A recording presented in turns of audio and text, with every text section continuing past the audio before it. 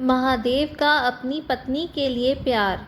दक्ष प्रजापति की कई पुत्रियां थीं। पुत्रियां गुणवंती थी, फिर भी दक्ष के मन में संतोष नहीं था। वे चाहते थे कि उनके घर में एक ऐसी पुत्री का जन्म हो जो सर्वशक्ति संपन्न हो, जिसके कारण दक्ष एक ऐसी ही पुत्री के लिए तप करने लगे। तप करते करते अधिक दिन बीत गए तो देवी आद्या ने प्रकट होकर कहा, मैं तुम्हारे तप से प्रसन्न हूँ। तुम किस कारणवश तप कर रहे हो? दक्ष ने तप करने का कारण बताया तो माँ बोली, मैं स्वयं पुत्री के रूप में तुम्हारे यहाँ जन्म लूंगी। मेरा नाम होगा सती। मैं सती के रूप में जन्म लेकर अपनी लीलाओं का विस्तार करूंगी। फिर देवी आद्या ने सती रूप में दक्ष के यहाँ जन्म लिया। सती दक्ष की सभी पुत्रियों में सबसे अलौकिक थी। सती ने बचपन से ही कई ऐसी हैरान करने वाले कार्य कर दिखाए जिन्हें देखकर स्वयं दक्ष को भी आश्चर्य होता। जब सती विवाह योग हो गई तो दक्ष को उनके लिए वर की चिंता होने लगी।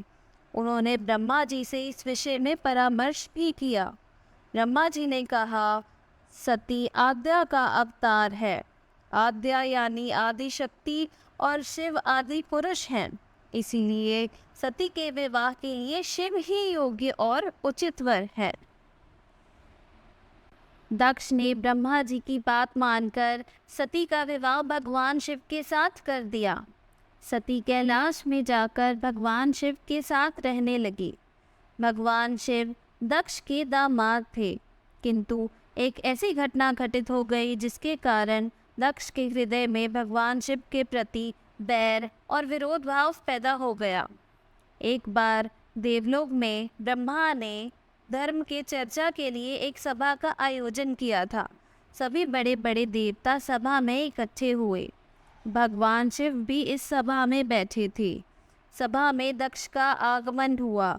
दक्ष के आने पर सभी देवता उठकर खड़े हो गए, मगर भगवान शिव खड़े नहीं हुए। उन्होंने दक्ष को प्रणाम भी नहीं किया, जिसे दक्ष ने अपना अपमान समझा।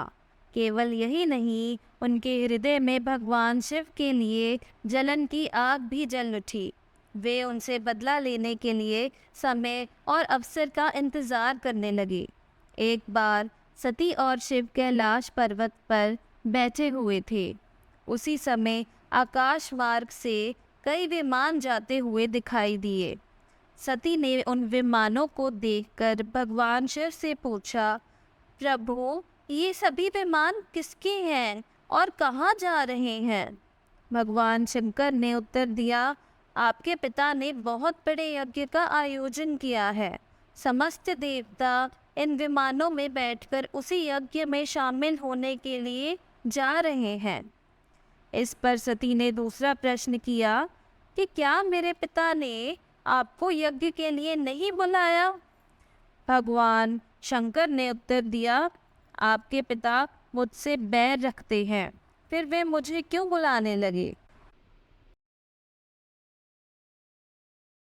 सती मन ही मन सोचने लगी, फिर बोली कि यज्ञ के इस अवसर पर मेरी सभी बहनें आएंगी। उनसे मिले बहुत दिन हो गए हैं। यदि आपकी अनुमति हो तो मैं भी अपने शामिल पिता हो के घर लूंगी जाना और चाहती बहनों हूँ। से भी मिलने का मौका मिलेगा। भगवान शिव ने उत्तर दिया कि इस समय वहां जाना उचित नहीं होगा। आपके पिता मुझसे जलते हैं। हो सकता है वे आपका भी अपमान करें।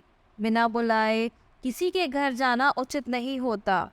इस पर सती ने प्रश्न किया कि ऐसा क्यों प्रभु? भगवान शिव ने उत्तर दिया कि ब्याहता लड़की को बिना बुलाए पिता के घर भी नहीं जाना चाहिए, क्योंकि विवाह हो जाने पर लड़की अपने पति की हो जाती है। लेकिन सती पीहर जाने के लिए जिद करती रही। वह अपनी बात बार बार दोहराती रही। उनकी इच्छा देखकर भगवान शिव ने पीहर जाने की अनुमति दे दी। उनके साथ अपना एक दूत भी साथ में भेज दिया, जिसका नाम वीरभद्र था। सती वीरभद्र के साथ अपने पिता के घर गई। घर में सती से किसी ने भी प्रेम पूर्वक वार्तालाप नहीं किया।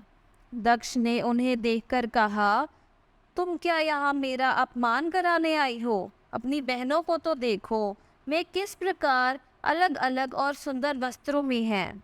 तुम्हारा पति शमशान वासी और भूतों का मालिक है। वे तुम्हें बाघ की खाल छोड़कर और पहना ही क्या सकता है। दक्ष के कथन से सती के हृदय में पश्चाताप का सागर उमड़ पड़ा। वे सोचने लगी कि उन्होंने यहाँ आकर अच्छा नहीं किया। भगवान ठीक ही कह रहे थे कि बिना बुलाए पिता के घर भी नहीं जाना चाहिए, पर अब हो ही क्या सकता है, अब तो आ ही गई हूँ। पिता के अपमानजनक शब्द सुनकर सती मौन रही। वे उस यज्ञ मंडल में गई जहाँ सभी देवता और ऋषि मुनि बैठे थे। सती ने यज्ञ मंडप में सभी देवताओं के भाग तो देखे, किंतु भगवान शिव का भाग नहीं देखा। वे भगवान शिव का भाग ना देखकर अपने पिता से बोली, पिताजी, यज्ञ में तो सबके भाग दिखाई पड़ रहे हैं, किंतु कैलाशपति का भाग नहीं है। आपने उनका भाग क्यों नहीं रखा? दक्ष ने गर्व से उत्तर दिया कि मैं तुम्हारे पति शिव को देवता नहीं समझता। वे तो भूतों का स्वामी और हड्डियों की माला पहनने वाला है। वह देवताओं के साथ बैठने योग्य नहीं है। उसे कौन भाग देगा? सती की आंखें लाल हो उठी। उन्होंने पीड़ा से तिलमिलाते हुए कहा, ओ, मैं इन शब्दों को कैसे सुन रही हूँ? मुझे धिक्कार है। देवताओं, तुम्हें भी धिक्कार है।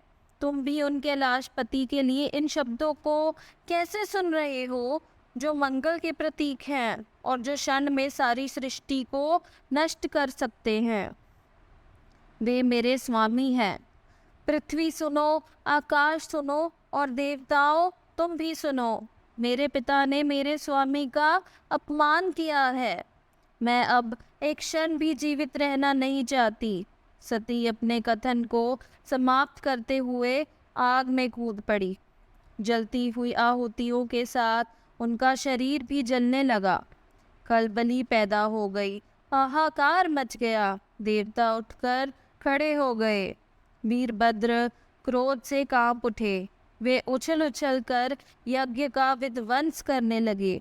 यज्ञ मंडप में भगदड़ मच गई। देवता और ऋषि मुनि भाग खड़े हुए। वीरभद्र ने देखते ही देखते दक्ष का सिर काटकर फेंक दिया। समाचार भगवान शिव तक भी पहुंचा। सती के जले हुए शरीर को देखकर भगवान शिव अपने आप को भूल गए। सती के प्रेम और उनकी भक्ति ने शंकर के मन को विचलित कर दिया था। वे सती के प्रेम में खो गए, बेसुध से हो गए। भगवान शिव ने सती के जले हुए शरीर को कंधे पर रख लिया। वे सभी दिशाओं में भ्रमण करने लगे। शिव और सती के इस अलौकिक प्रेम को देखकर पृथ्वी रुक गई, हवा रुक गई, जल प्रवाह ठहर गया और रुक गई देवताओं की सांसें। सृष्टि व्याकुल हो उठी। भयानक संकट उपस्थित देखकर सृष्टि के पालक भगवान विष्णु आगे बढ़े। वे अपने चक्र से सती के एक एक अंग को काट काट कर गिराने लगे। धरती पर 51 जगहों पर सती के अंग कट कट कर गिरे। जब सती के सारे अंग कट कर गिर गए तो भगवान शिव फिर से अपने आप में आए। जब वे अपने आप में आए तो पुण्य सृष्टि के सारे कार्य चलने लगे। धरती पर जिन 51 स्थानों में सती के अंग कट कट कर गिरे थे, वे ही स्थान आज शक्ति के पीठ स्थान माने जाते हैं। आज भी इन स्थानों में सती का पूजन होता है, उपासना होती है।